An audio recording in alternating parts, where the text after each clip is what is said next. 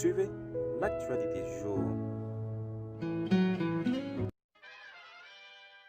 Qui se jouait hier et qui fait la une de l'équipe. Un choc de géant selon le journal qui a vu un Bayern Munich prendre le dessus sur le Borussia Dortmund sur le score de 1-0. Les Bavarois se rapprochent ainsi grandement d'un 8e titre de champion consécutif grâce à un but de Kimmich. C'est d'ailleurs lui qui fait la une de Bild ce mercredi après avoir donné l'avantage au Bayern d'une superbe balle piquée. Toujours en France, le sélectionneur des Bleus fait la couverture du Parisien aujourd'hui. Didier Deschamps s'est exprimé dans une longue interview, revenant notamment sur la décision d'arrêter le championnat de Ligue 1. D'après lui, c'est une décision sage. On part maintenant en Angleterre où la presse salive déjà du retour de la Première Ligue. Et qui dit match à huis clos dit forcément rencontre à suivre derrière l'écran. Justement, le Daily Express nous livre ce mercredi ce qui pourrait être un programme type, avec pas moins de 5 matchs à la suite le samedi et la même chose le dimanche. Les fans de foot anglais devraient donc être ravis puisqu'ils pourront assister à tous les matchs sans aucune rencontre qui se chevauche. On en parle aussi dans les colonnes du Daily Mirror. Le tabloïd rapporte également les propos de Kylian Mbappé. Interrogé par le quotidien britannique, le français a notamment salué le travail de Jürgen Klopp qui a construit une véritable machine à gagner. Enfin, dernière information importante du journal, la vente de Newcastle pose question. Il y aurait en effet de sérieux doutes quant à la reprise du club par les Saoudiens, explique le Daily Mirror. L'une des premières raisons avancées par le tabloïd est que l'Arabie Saoudite serait directement responsable de la diffusion illégale de rencontres de Première Ligue, ce qui devrait être prouvé dans un rapport rendu public durant le mois de juin, explique le journal anglais. Les Magpies pourraient bien ne pas changer tout de suite de propriétaire. En Italie, le mercato de la vieille dame fait encore les gros titres, cette fois à propos des joueurs dont la Juve aimerait se séparer, et ces derniers sont nombreux si on en croit tout au sport. 11 joueurs placés sur le marché des transferts. Fabio Paratici, le directeur sportif du club turinois, veut vendre une équipe entière, écrit le journal, pour remplir les caisses du club ou pour réaliser des échanges. On retrouve du beau monde parmi les noms cités, notamment Miralem Pjanic, Gonzalo Higuaín, Adrien Rabiot ou encore Mattia Di Siglio.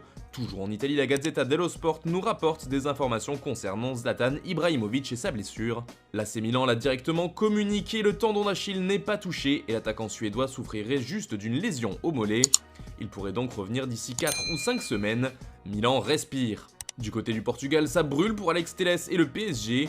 Un accord aurait été trouvé entre le FC Porto et le club français d'après Abola, autour d'un transfert de 25 millions d'euros. Les négociations n'ont pas traîné concernant le latéral brésilien qui est le défenseur le plus prolifique d'Europe cette saison. Un joli coup pour les Parisiens mais également une belle vente pour les Lusitaniens qui en demandaient 30 millions. Reste maintenant à savoir si Alex Telles arrivera à prendre la place de Juan Bernat la saison prochaine. Du côté de l'Espagne, le dossier Casemiro est bouclé selon Marca. Le Real Madrid souhaitait le prolonger et c'est maintenant chose faite. La Casablanca et le milieu de terrain brésilien sont désormais liés jusqu'en 2023. Une immense victoire pour le club madrilène, qui considère son joueur comme une pièce indispensable dans l'effectif. Lui n'a probablement pas le même statut et continue de faire parler dans la presse ibérique pour sa passion du golf. C'est bien sûr Gareth Bale. D'après As qui en fait sa couverture, le Gallois va devoir se racheter car il sort de sa pire saison au Real. Le journal précise d'ailleurs que Bale s'est défendu concernant sa passion pour le golf, mettant en avant le fait que les médecins étaient d'accord pour qu'il pratique ce sport. Enfin, on reste en Espagne pour finir avec le Barça. Le club catalan a fixé le prix de tous ses joueurs transférables, explique Mundo Deportivo, afin de s'assurer de gagner de l'argent sur les transactions, notamment pour pouvoir boucler de grosses opérations comme celle de Lautaro. Le prix de Nelson Semedo est par exemple fixé à 50 millions d'euros d'après le journal. Pour Junior Firpo, c'est 30 et 25 pour Jean-Claire Todibo. Autre information mercato, Newcastle qui convoite Philippe Coutinho est entré en contact directement avec le joueur. Et si de nombreux joueurs du Barça sont à vendre, l'un d'eux ne l'est pas, il s'agit d'Ansu Fati. Selon Sport, le club catalan aurait affirmé à son entraîneur Quique Sétienne que toutes les offres concernant le jeune joueur seraient refusées cet été.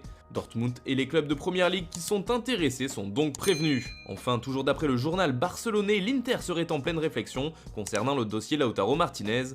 Le club lombard étudierait l'offre faite par les Blaugrana. Ces derniers auraient proposé 50 millions d'euros plus 2 joueurs en échange de l'attaquant argentin.